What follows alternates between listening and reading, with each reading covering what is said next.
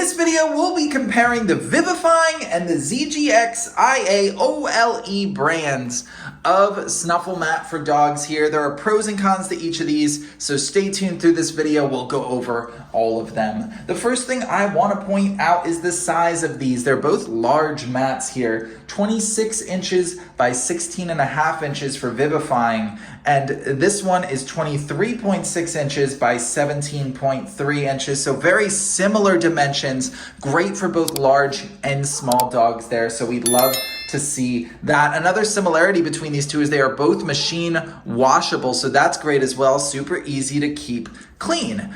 They are made of similar materials in some parts here. They're kind of a thin, coarse felt almost. I'll show you it up close there, but with this one, you do have this kind of shag mop portion, and also this bone, which does have a squeaker in it, but I find my dog not really using that. I also don't use this one this much as well because it's kind of obnoxious to hide individual pieces of kibble underneath these flaps. There's not much space for it there, so I find myself using these two games more often than that third one there.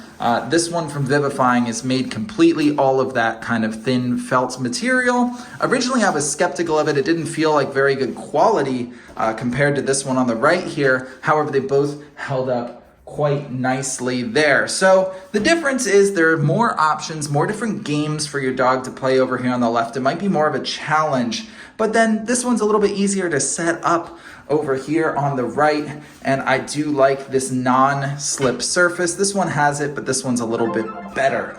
Overall, very, very similar Snuffle mats. I like them both. If I had to choose just one, I'd probably slightly opt for the Vivifying just because there's a few more games to challenge my dog in. But overall, I like both of these. I think they're both excellent options for you to consider when buying a Snuffle mat for your dog.